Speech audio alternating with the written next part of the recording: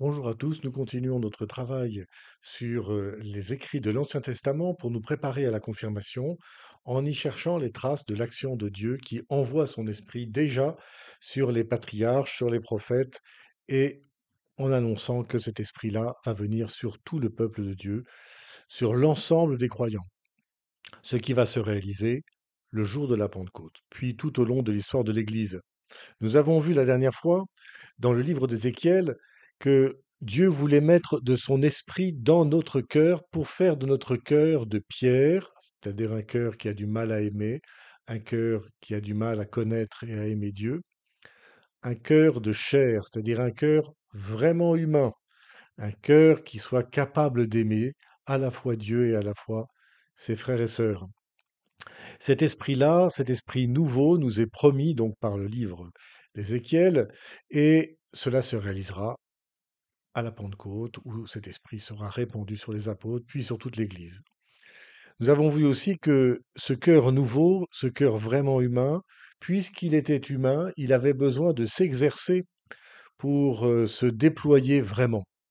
Ce qui expliquait qu'on pouvait être baptisé, recevoir l'Esprit Saint et ne pas du tout agir comme chrétien.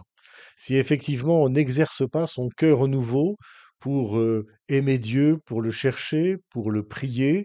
pour le travailler dans les Écritures, pour le servir, chercher à connaître sa volonté et à le servir, si on n'utilise pas notre cœur nouveau, notre cœur de chair, pour aimer notamment les plus pauvres, ceux qui ont le plus besoin de nous, aimer aussi ceux qui sont les plus proches de nous, les membres de notre famille, eh bien, ce cœur, pourtant nouveau, sans exercice, restera comme rachitique, comme un corps qui a tous ses muscles, mais qui, faute d'exercice, est incapable de se mouvoir. Ainsi donc, le cœur nouveau s'exerce, se fortifie, fait des progrès, devient adulte. Il y a d'une certaine manière une histoire de la croissance du cœur nouveau. De sorte qu'un homme ou une femme qui serait baptisé tardivement, à 50 ans par exemple, va commencer sa vie de cœur nouveau à 50 ans. Tandis qu'un jeune qui serait baptisé enfant et qui s'exerce au cœur nouveau pourra, d'un point de vue spirituel, être beaucoup plus adulte, beaucoup plus fort que l'homme de 50 ans qui reste encore un bébé dans la vie de l'Esprit Saint, dans la vie nouvelle.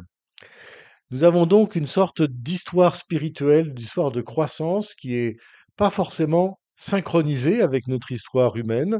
On peut entrer dans cette vie nouvelle à différents âges de la vie et commencer une croissance, un exercice, si on le veut bien, au quotidien pour devenir un adulte chrétien. Encore un dernier mot sur un texte que nous allons voir ce soir qui est au chapitre 11 du livre des Nombres qui parle de Moïse. Donc le livre des Nombres, ainsi que le livre du Deutéronome et le livre de l'Exode, racontent l'histoire de Moïse et du peuple qui a fui l'Égypte pour s'installer dans le désert et de son histoire avec le désert. Or là, sur le conseil d'un païen, qui est aussi son beau-père, Jéthro, Moïse va désigner des chefs pour régner, pour conduire le peuple nombreux, donc des chefs et des sous-chefs, etc. Et donc les 70 grands chefs sont sur une liste très précise et sont convoqués par Moïse, et Dieu a dit, je te mettrai une part de ton esprit, d'Esprit Saint qui est en toi, je le mettrai sur ces chefs pour qu'ils t'aident à gouverner le peuple de Dieu. Mais voilà que deux hommes qui n'étaient pas sur la liste sont touchés par l'Esprit Saint, sont remplis d'Esprit Saint, et comme toujours en ce monde, il y a toujours des personnes qui veulent défendre le droit du chef et qui viennent voir Moïse en disant: «Ah là là, il y en a deux qui n'étaient pas sur la liste et ils prophétisent, ils sont pleins d'Esprit Saint, empêche-les», etc.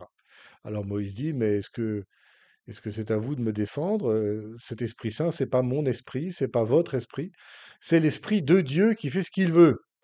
Et ce que moi je souhaite, c'est que non seulement cet Esprit Saint aille au-delà des 70, de ceux qui sont sur la liste, de ceux qui sont même touchés sans être sur la liste, mais que cet Esprit Saint aille sur tous, sur tout le peuple.» Ouais, cette prophétisation de Moïse, que l'Esprit Saint aille sur tout le peuple, va donc se réaliser à la Pentecôte, puis tout au long de l'histoire de l'Église. Je vous souhaite un bon travail et je vous dis à la prochaine fois.